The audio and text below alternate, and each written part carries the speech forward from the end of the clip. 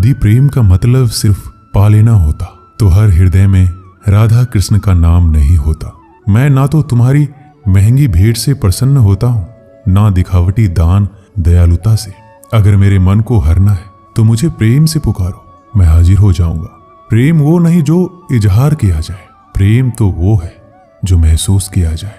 प्रेम वो नहीं जो पाया जाए, प्रेम तो वो है जो जिया जाए। सच्चा प्रेम वो होता है जिसमें दूर रहने के बाद भी हर पल दिल में उसी इंसान का नाम हो। प्रेमी का सबसे बड़ा सहारा उसका प्रेम ही होता है। जिस प्रेम में प्रमाण देना पड़े वह प्रेम नहीं है। प्रेम को प्रमाण की नहीं, समझने की जरूरत होती है। जिससे प्रेम करते हो उसे समझने की कोशिश करो।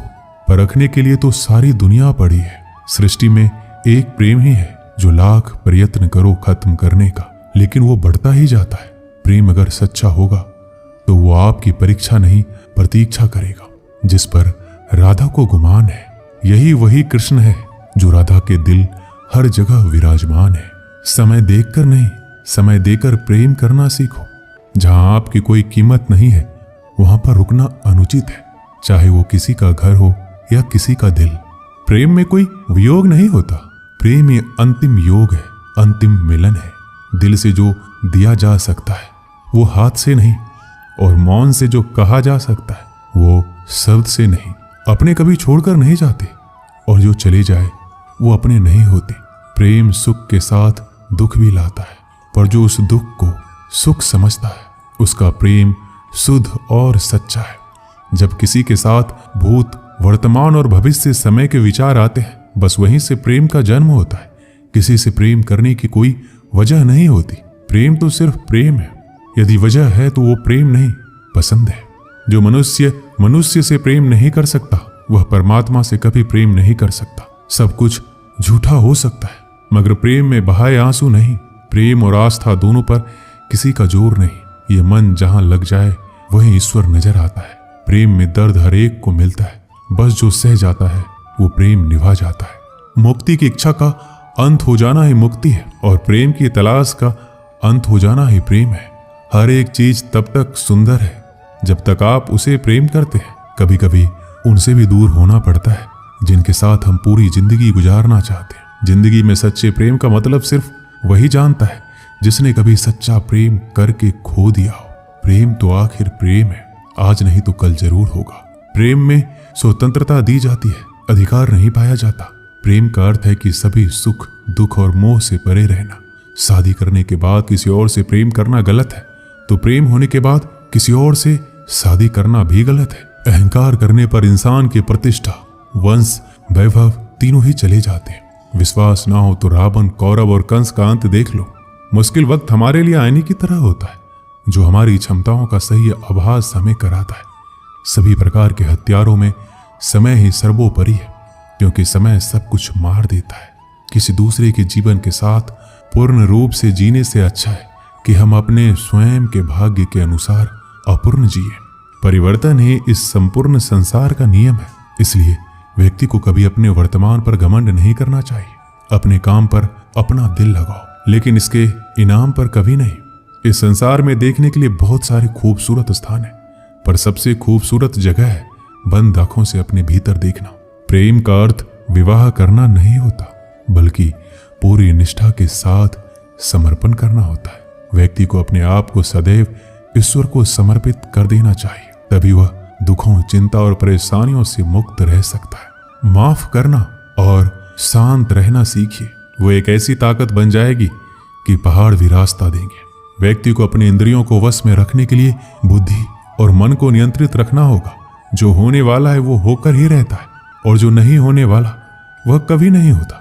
ऐसा निश्चय जिनकी बुद्धि में होता है उन्हें चिंता कभी नहीं सताती है। किसी भी व्यक्ति को ना तो समय से पहले और ना ही भाग्य से अधिक कुछ मिलता है, लेकिन उसे सदैव पाने के लिए प्रयत्नशील रहना चाहिए। श्री कृष्ण कहते हैं, इंसान हमेशा अपने भाग्य को कोसता है, ये जानते हुए भी कि भाग्य से भी ऊंचा उसका कर्म है जो स्वयं के हाथों में है। व्यक्ति को आत्मज्ञान के माध्यम से संदेह रूपी अज्ञानता को समाप्त करना चाहिए। मैं उन्हें ज्ञान देता हूं जो सदा मुझसे जुड़े रहते हैं और जो मुझसे प्रेम करते हैं। सत्य कभी दावा नहीं करता कि मैं सत्य हूं, लेकिन झूठ हमेशा दावा करता है कि सिर्फ मैं ही सत्य हूं। परिवर्तन संसार का नियम है। समय के साथ संसार से हर चीज परिवर्तन के नियम का पालन करती है।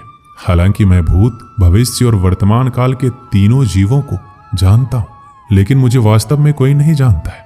संयम, सदाचार, स्नेह एवं सेवा ये गुण भली भांति संगत के बिना नहीं आते। जिस प्रकार से प्राकृतिक मौसम में बदलाव आता है, ठीक उसी प्रकार से जीवन में भी सुख दुख आता रहता है। वह कभी अस्थायी नहीं रहते हैं। इस जीवन में ना कुछ खोता है ना व्यर्थ होता है। जो लोग परमात्मा को पाना चाहते हैं वह ब्रह्मचर्य का पालन करते हैं। भगवान श्री कृष्ण कहते हैं, मैं इस संसार का सुगंध हूँ, अग्नि की उष्मा हूँ और समस्त जीवित प्राणियों का आत्म संयम हूँ। मन में कभी डर पैदा मत होने दो। वो वास्तविक नहीं है। वो ना तो कभी था ना कभी होगा। इसके विपरीत जो वास्तविक है वह हमेशा से था और उसे ना तो बदला जा सकता है ना कभी नष्ट किया जा सकता है। गीता में उन लोगों के लिए संदेश दिया गया है जो लोग अपने मन को काबू में नहीं रखते। ऐसे लोगों का मन इधर उधर भटकता रहता है और उनके लिए वह शत्रु के समान काम करता है। मन व्यक्ति के मस्तिष्क पर भी गहरा प्रभाव डालता है। जब व्यक्ति का मन सही होता है तो उसका मस्तिष्क भी सही तरीके से काम करता है। इसलिए अपने मन को हमेशा काबू में रखिए। श्रीमद् भागवत गीता में श्री कृष्ण ने उपदेश दिया है कि हर मनुष्य को खुद पर पूरा भरोसा रखना चाहिए, क्योंकि जो लोग खुद पर भरोसा करते हैं वो निश्चय ही सफलता हासिल करते हैं। वह इंसान जैसा विश्वास करता है वो वैसा ही बन जाता है।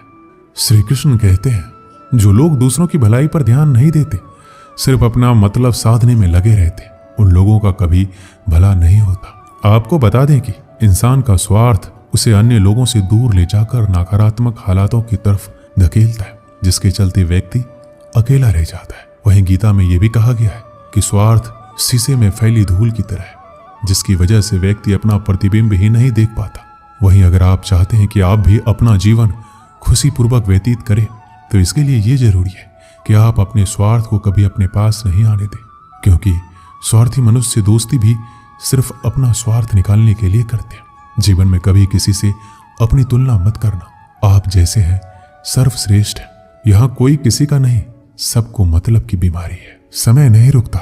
यदि आज बुरा चल रहा है तो कल अवश्य अच्छा आएगा।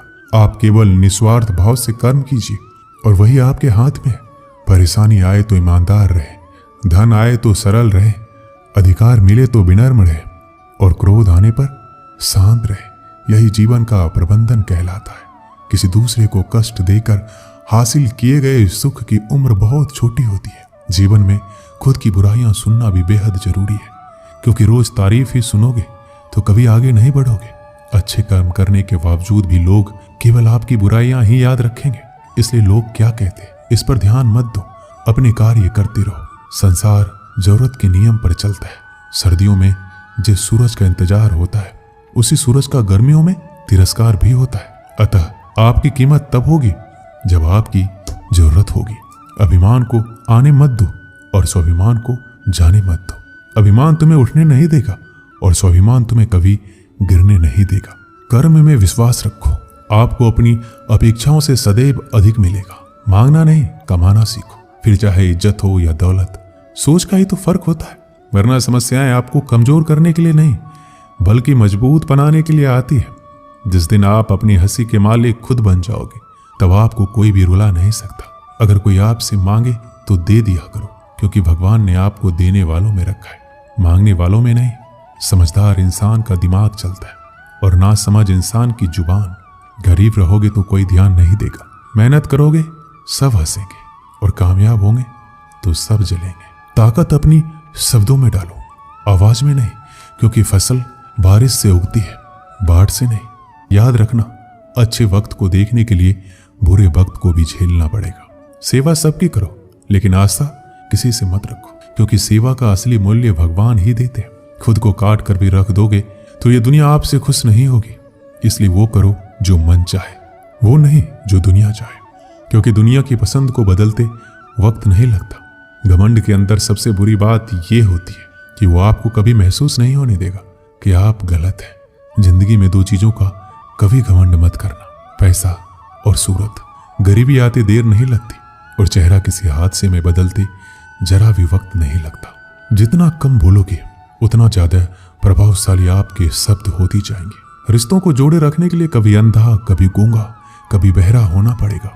यदि कहने के लिए कुछ अच्छा नहीं है तो चुप रहना एक बेहतरीन विकल्प है। कोई आज तो कोई कल बदलता है। यकीन करो सब बदलते हैं। दुनिया बड़ी भुलक्कर है, वो तो उतना ही याद रखती है जितने से उसका मतलब होता है। सहारा कोई कोई ही देता है, धक्का देने को हर शख्स तैयार बैठा है। अपनी कमियों को केवल हम दूर कर सकते हैं और कोई नहीं, बल्कि सब केवल इसका फायदा उठाना जानते हैं। जिंदगी जीना आसान नहीं होता, बिना संघर्ष कोई महान नहीं होता। जिस दिन आपके सामने कोई समस्या ना आए तो समझ लेना आप गलत रास्ते पर सफर कर रहे हैं। झूठ, धोखा और बहाने आपको कुछ पल की खुशी देंगे, लेकिन इसकी कीमत आपको भविष्य में चुकानी पड़ेगी। लोग कहते हैं पैसा रखो, बुरे वक्त में काम आएगा, लेकिन सच तो यह है कि सिर्फ श्री कृष्ण पर भरोसा रखो, वो बुरा वक्त आने ही नहीं देंगे। एक बार की बात है, सम्राट किसी बात पर अपने वजीर से नाराज हो गए। नाराजगी में उन्होंने वजीर के लिए फांसी की सजा का ऐलान कर दिया। फांसी का समय शाम के 6 बजे निश्चित किया गया। फांसी की सजा दिए जाते समय वजीर दरबार में उपस्थित नहीं था। सम्राट ने सैनिकों को आदेश दिया, जाओ जाकर वजीर को बता दो, शाम को ठीक 6 बजे उसे फांसी पर लटका दिया जाएगा। सम्राट का आदेश मान सैनिक की एक टुकड़ी वजीर के घर पहुंची। उसके घर को चारों ओर से घेर लिया गया। कुछ सैनिक घर के अंदर गए। अंदर जाने पर उन्होंने देखा कि वहां तो जश्न का माहौल है। उस दिन वजीर का जन्मदिन था। उसके घर पर रिश्तेदारों और दोस्तों की चहल पहल थी। संगीत बज रहा था, नाच गाना चल रहा था, पूरे घर में पकवान की खुशबू फैल रही थी। कुल मिलाकर वहां माहौल बड़ा खुशनुमा था। सैनिकों ने भरी महफिल में ऐलान कर वजीर को फांसी की सजा के बारे में बताया। यह भी बताया कि फांसी शाम 6 बजे दी जाएगी। ये ऐलान सुनकर वहां मौजूद हर शख्स हैरान रह गया।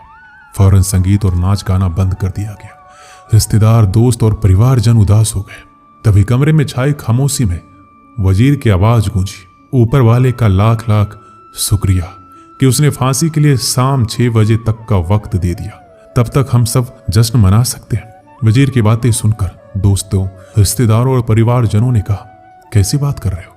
फांसी की सजा सुनाई गई है और तुम जश्न मनाना चाहते हो? वजीर ने किसी तरह सबको समझाया और जश्न फिर से शुरू करवाया। दोस्त उदास थे, लेकिन वजीर की खुशी के लिए जश्न में शामिल हो गए। ये खबर सैनिकों द्वारा सम्राट तक पहुंच गई। सम्राट पूरा माजरा जानने के लिए वजीर के घर पहुंच गया। वहां पहुंचकर जब उसने सबको जश्न मनाते हुए देखा तो वह भी दंग रह गया। उसने वजीर से कहा, तुम पागल हो गए हो क्या? शाम 6 बजे तुम्हें फांसी पर लटका दिया जाएगा और तुम जश्न मना रहे हो? वजीर बड़े ही अदब से बोला, हुजूर, आपको बहुत बहुत शुक्रिया कि आपने फांसी का वक्त शाम 6 बजे निश्चित किया है। इस तरह मुझे शाम 6 बजे तक का वक्त मिल सका। यदि आप मुझे ये वक्त ना देते तो मैं अपने परिवार, दोस्तों और रिश्तेदारों के साथ जश्न कैसे मना पाता? फांसी पर लटकने से पहले मेरे पास शाम तक का वक्त है, तो ये मैं जाया क्यों करूं? मेरे पास जितना भी वक्त है उसे मैं खुशी खुशी गुजारना चाहता हूं। ये बात सुनकर राजा ने वजीर को गले लगा लिया और कहा, जिस इंसान को वक्त की कदर है, जो जिंदगी का हर लम्हा खुशी खुशी गुजारना चाहता है, उसे मौत कैसे दी जा सकती है? उसे जीने का पूरा हक है। तुम्हारी बातों ने हमारा दिल खुश कर दिया। तुम्हारी फांसी की सजा माफ की जाती है। दोस्तों, इस कहानी से हमें यही सीख मिलती है, जिंदगी खूबसूरत है, इसका हर लम्हा खुशी के साथ गुजारे। ये जरूर है कि जिंदगी में कई बार मुश्किलों से भरा वक्त सामने आ खड़ा होता है और हम परेशान हो जाते हैं। ऐसे में हम जिंदगी जीना ही छोड़ देते हैं। मुश्किलों से हारे नहीं, उसका सामना करें और खुशी के साथ करें। जो भी समय आपके पास है उसका पूरा सदुपयोग करें। ये जिंदगी बार बार नहीं मिलने वाली, इसे खुलकर जिए। दोस्तों, इस वीडियो में बस इतना ही। मिलते हैं अगले वीडियो में। अपना ख्याल रखिएगा। जय श्री कृष्ण।